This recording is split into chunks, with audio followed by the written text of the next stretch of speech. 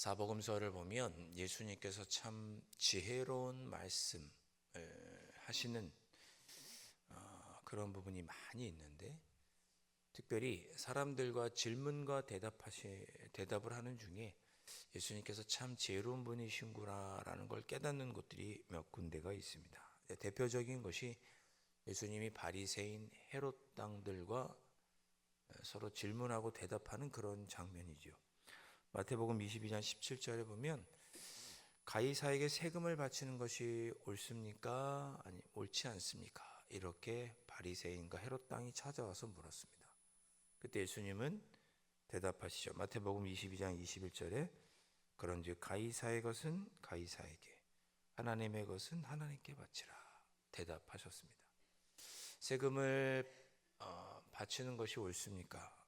옳다 하면 나라를 팔아먹는 매국노가 될 것이고, 세금을 바치지 말아야 된다 하면 로마의 반역자가 되는 상황에서 하나님의 것은 하나님에게, 가이사의 것은 가이사에게 그렇게 주라고 대답하신 예수님은 참 지혜로운 분이시다. 그런데 오늘 본문 우리가 읽었던 말씀 중에 나오는 질문과 대답도 참 예수님께서 지혜로운 분이시구나, 역시 하나님이시구나 라는 것을 깨닫게 해주는 질문과 대답입니다. 오늘 본문의 시작은 이렇게 합니다. 예수님께서 성전에 들어가셨습니다. 이른 아침 성전에 갔더니 많은 사람들이 예수님에게 말씀을 들으려고 모였습니다. 예수님은 그 모인 이들에게 하나님의 나라를 가르치셨죠. 그렇게 많은 사람들이 모여 있을 때 서기관들과 바리새인들이 예수님을 찾아봤습니다. 그런데 그들만 온 것이 아니고 현장에서 가늠하다가 붙잡힌 여인을 데리고 왔습니다. 그리고는 예수님께 다음과 같은 질문을 했습니다. 어려운 질문입니다. 5절에 모세는 율법에 이러한 여자를 돌로 치라 명하였거니와 선생은 어떻게 말하겠나이까? 레위기와 신명기를 보면 가늠하다 붙잡힌 여인은 돌로 치는 것이 율법이었습니다. 그러니 예수님, 이 가늠하다 잡힌 여인 돌로 치라 모세는 명하였는데, 율법엔 돼 있는데 선생님은 어떻게 말하시겠습니까? 이렇게 물은 것입니다. 참 곤란한 질문이죠. 돌로 치라 그러면 당시의 로마 형법에 걸립니다. 유대인들은 사형을 할 당시에 권리가 없었습니다. 사형을 할 권리는 로마에게만 있었습니다. 그러니까 사형을 하라 말아라 이렇게 말할 그런 권리가 유대인들에게, 예수님에게 없는 거죠. 또한 예수님은 늘 자비로운 분이었고 자비로운 메시지를 전하셨는데 그런 예수님과도 배치됩니다. 돌로 치라고 대답하기도 어렵고, 돌로 치지 말라고 하면 율법을 지키지 말라고 하는 것이니 신성모독에 해당합니다. 예수님께서 십자가에 달려 돌아가 죽으실 때 죄명이 뭐였느냐? 몇 가지가 있었지만 신성모독이 있었습니다. 자기를 하나님이라고 한다. 신성모독이다. 율법, 돌로 치지 말라고 하면 율법을 어기는 것이니 신성모독죄입니다. 이렇게도 힘들고 저렇게도 힘듭니다. 6절에 보면 서기관과 바리새인들은 예수님을 올무에 걸리게 하려고, 시험에 들게 하려고 이런 질문을 한 것입니다. 많은 무리들이 모여서 그 가운데서 예수님께서 말씀을 전하실 때 한번 제대로 망신을 주려고, 한번 제대로 어려움을 주도록 하기 위해서 데리고 왔습니다. 자, 그렇게 서기관과 바리새인들이 예수님을 망신 주고 현장에서 붙잡힌 여인을 참 어렵게 하려는 그 마음이 악한 마음이죠. 예수님은 그걸 다 아셨습니다. 여러분 한번 생각해 보시죠. 가늠하다가 현장에서 붙잡힌 여인이 있다면 남자도 있을 거 아니겠어요? 남자는 왜 안 데리고 온 거죠? 이 여인만 율법을 어겼나요? 남자도 어겼죠. 근데 남자는 어디 있습니까? 서기관과 바리새인들은 이 여인을 예수님께로 데리고 와서 예수님께서 어떤 대답도 하지 못하게 될 것을 짐작했습니다. 이렇게도 대답 못하고 저렇게도 대답 못할 것이다. 예수님 크게 망신을 주고 이 여인은 돌로 쳐 죽여도 상관없다는 마음이었습니다. 악한 마음이죠. 사랑하는 성도 여러분, 5월 한 달을 살아가실 때 이런 일이 여러분들에게 없으셨으면 좋겠습니다. 살아가다 보면 우리를 올무에 넘어뜨리려고 하는 사람들이 있습니다. 망신 주려고 하는 사람들. 교회 다니고 그리스도인이라고 해서 망신 주려고 하고 꼼짝달짝 못하게 우리를 그렇게 힘들고 곤란하게 하려는 그런 상황, 또 그런 일들이 있습니다. 또 우리의 마음 속에도 그런 마음이 들 때가 있습니다. 다른 사람을 정죄하고 상대방의 불행을 보고 은근히 좋아하고 상대방의 잘못된 모습을 정죄하고 그걸 통해서 나를 높이려고 하는 마음이 우리에게 들 때도 있습니다. 악한 마음이죠. 사실 서기관과 바리새인들은 율법은 핑계고 실은 율법을 통해서 그들의 의를 높이고 예수님, 상대방을 비방하고 정죄하고 싶은 욕망이 그들에게 있었던 것입니다.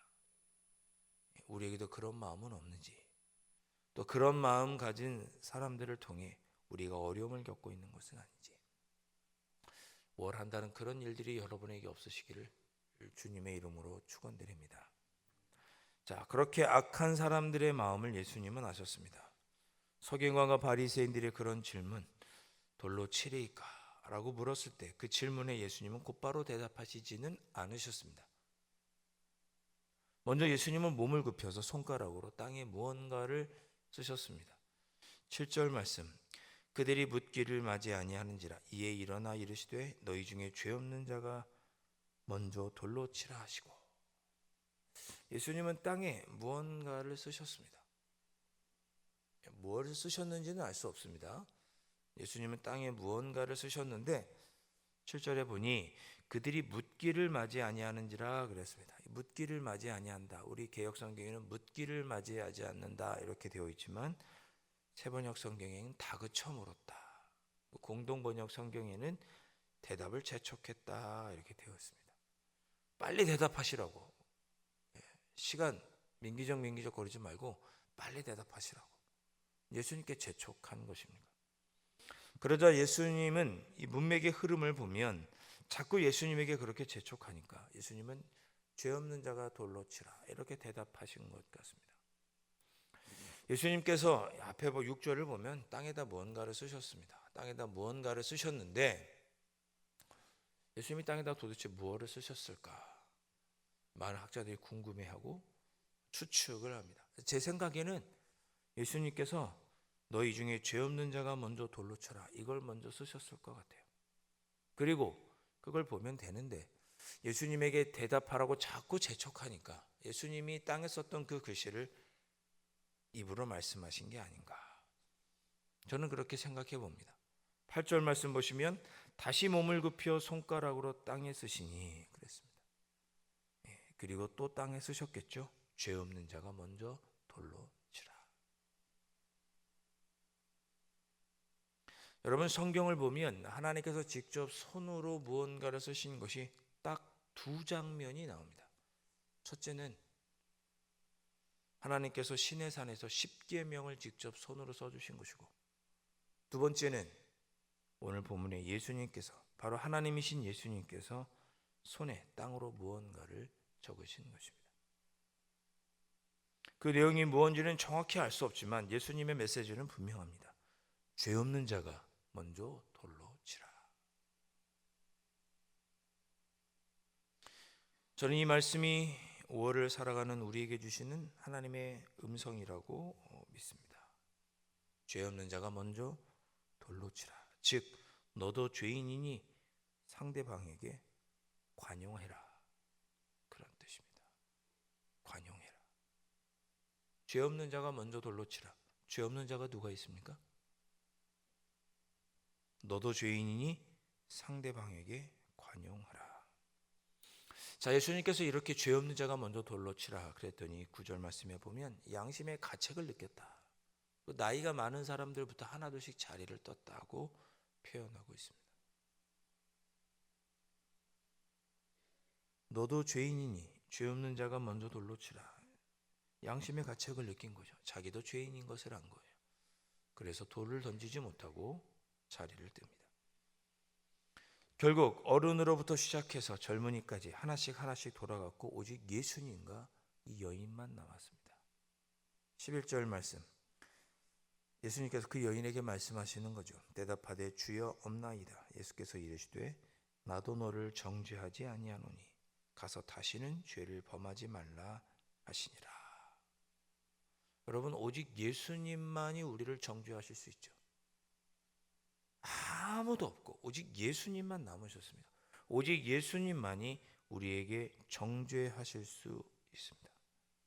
그런데 그 예수님, 정죄하실 권리가 있고 죄가 없으신 예수님께서도 이 여인에게 관용을 베풀어 주셨습니다.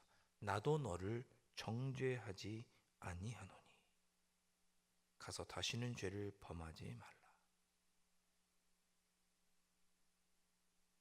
사랑하는 성도 여러분, 우리 5월 한 달은 가정의 달이죠.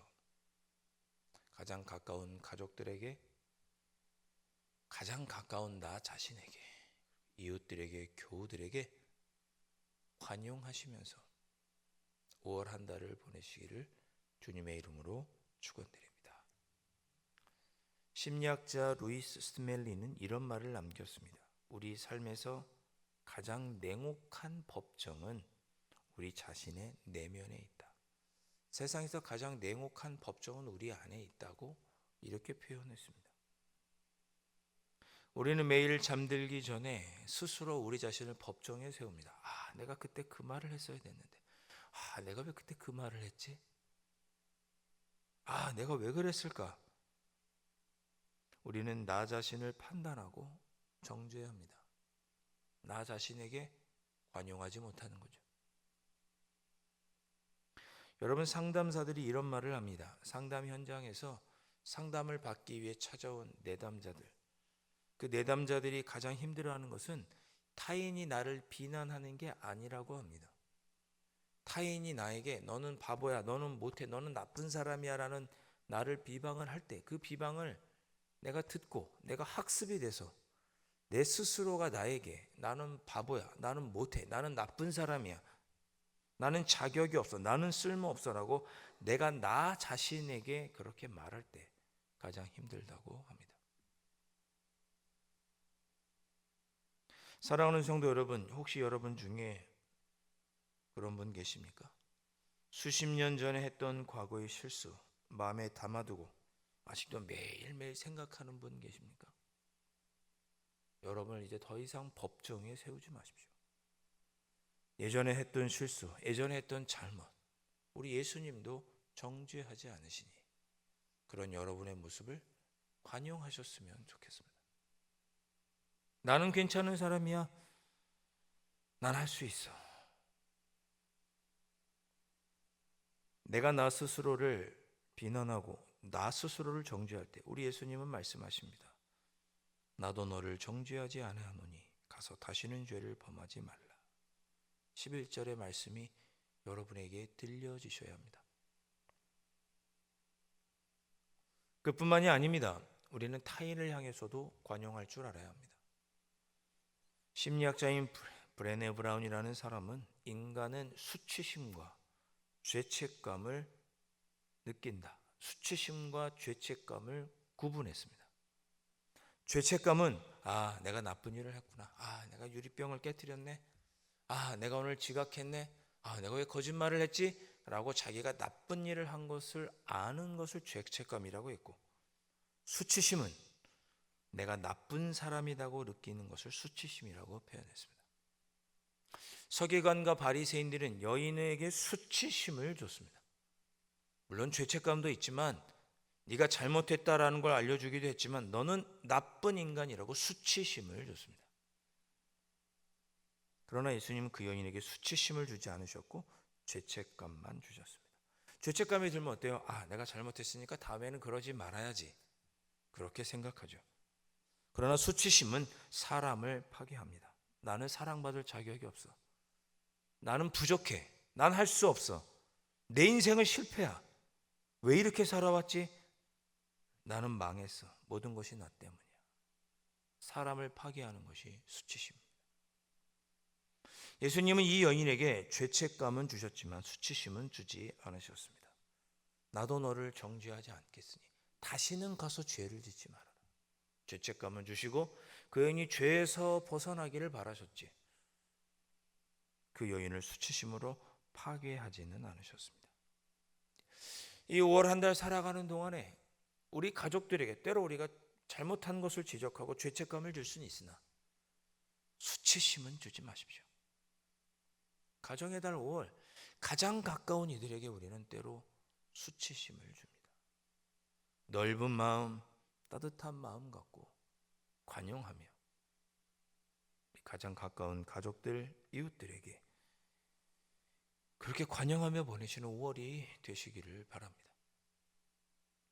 2024년 한국행정연구원 사회통합실태조사 정부 조사에 따르면 2024년 기준으로 우리 사회의 갈등이 심각한데 1순위로 우리 국민들이 설문조사에 참여한 것을 보면 1등은 이념 갈등입니다. 1등이 이념 갈등, 2등이 빈부 갈등, 3등이 노사 갈등, 4등이 세대 갈등, 5등이 성별 갈등 또는 내국인 외국인 갈등이었습니다.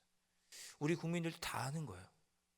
보수 쪽에 있든 진보 쪽에 있든 우리가 너무 심각하게 대립하고 있다. 이쪽에 있는 분도 저쪽에 흔히 다른 생각들과 정치적인 이념을 가질 수 있는데 우리가 너무 이걸로 갈등하고 있다라는 문제의식은 갖고 있는 거죠. 심지어 노사 갈등뿐만 아니라 세대 간에 우리가 윗세대와 아랫세대 간에 갈등이 하고 있구나, 관용하지 못하구나, 그 인식하고 있다는 거죠. 한국의 사회 갈등 지수는 OECD 20국가 중에서 7위입니다. 높은 편입니다. 한국 사회는 갈등이 많은 사회다. 29개 나라 중에서 7번째로 높은 나라가 우리나라입니다. 그렇다면 이 사회적인 갈등을 잘 해소하고 있느냐라고 하는 점수에서는 29개 나라 중에 27등, 거의 꼴등입니다. 우리나라는 사회 갈등이 많으나 그러나 그걸 해결할 줄 모르는 사회라고 분석하고 있는 거죠. 설문조사를 했더니 우리나라 국민이 가장 용서하지 못하고 우리에게서 배제하는 집단이 있습니다. 전과자가 1위고 그 다음은 성적 소수자입니다. 절대 우리 곁에 오도록 하지 못하게 하는, 우리에게서 배제하고자 하는 자들, 그 순위가 쭉 있는데 5번째쯤에 누가 있느냐? 탈북민도 우리 곁에 없었으면 좋겠다. 한국민들은 그렇게 생각한다고 합니다. 관용하는 마음이 없는 거죠. 관용하는 마음이 없는 거예요. 2026년 올해 조사에 따르면 응답자 10명 중 8명이 사회 세대 갈등이 심각해질 것이다. 앞으로 더 세대 간의 갈등이 심각해질 거라고 보고 있습니다. 52%가 음식했습니다. 2024년 남자 여자 성에 대한 젠더 인식 조사를 해보면 남녀 간의 갈등은 앞으로 더욱 악화될 것이라고 보고 좋아질 거라고 본 사람들은 6%에 불과합니다. 앞으로 남녀 간의 갈등은 더 심화될 것이다. 남녀 간의 갈등이 이렇게 심할까요? 우리 사회에는 관용이 사라졌습니다. 죄 없는 자가 먼저 돌로 치라. 나도 죄인인 걸 알면 상대방을 향해 관용해야 하는데 성도 간에도 관용이 사라지는 것 같고 사랑하는 가족들 안에서도 관용이 사라지는 것 같습니다. 이제는 학부모가 학교 선생님을 믿지 못하고 선생님은 학부모를 믿지 못해서 학교에서 소풍이 사라지고 있다고 합니다. 제가 얼마 전에 뉴스에 본 거니까 10개 중에 4개 학교는 소풍을 안 간다고 하네요. 초등학교. 왜? 몇 년 전에 소풍 갔다가 관광차가 뒤로 이렇게 가다가 어린아이를 쳐서 그만큼 어린이가 죽었습니다. 근데 그 책임을 다 누가 썼어요? 선생님이 뒤집어 썼어요. 담임 선생님이. 그 이후로 학부모님이 전화하고 하니 서로가 서로를 믿지 못하고 선생님 예전에 군사부 일체 우리 선생님 하늘같이 받들었는데 이제는 관용이 사라진 거죠. 얼마 전에 재밌는 뉴스 들었습니다. 고3 아이가 반에서 잠을 자고 있는데 수업 시간에 종고예요. 고3짜리가. 그 뉴스 보셨나요? 저 누구에게 들었습니다. 고3짜리가 학교 수업 시간에 깜빡 좋은 거죠.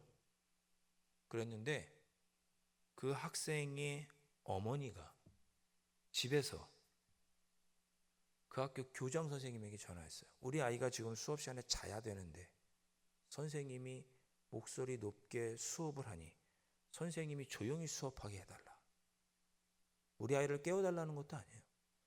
교장에게 전화를 해서 그 반 선생님 좀 주의를 줘라. 우리 아이가 자고 저녁에 학원 가야 되는데 수업을 목소리 크게 수업을 해서 애가 잠을 못 잔다고 하니 선생님이 수업을 좀 조용하게 해달라고 그 아이의 학부모가 교장에게 전화를 했습니다.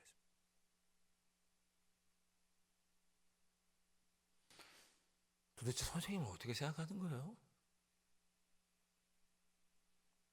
그러면 그 아이가 자야 돼서 선생님이 조용조용 수업하면 나머지 아이들은 수업을 들으란 얘기예요, 말라는 얘기예요? 타인에 대한 배려, 관용 전혀 없는 거죠. 선생님에 대한 존중, 부모에 대한 존중, 나라에 대한 존중, 상대방에 대한 존중, 관용은 점점 사라지고 있습니다. 말씀을 맺겠습니다. 5월 가정의 계절에 여러분 가족끼리 관용하시기를 바랍니다. 이웃들과도 관용하시고 교우들끼리도 관용하시고 직장에서도 관용하시고 운전하다가도 관용하시고 그 여러분 자신에게도 관용하시고 죄 없는 자가 먼저 치라. 관용의 정신을 보여주셨던 예수님을 본받아 이 5월 한 달 관용의 마음으로 살아가시기를 주님의 이름으로 축원드립니다.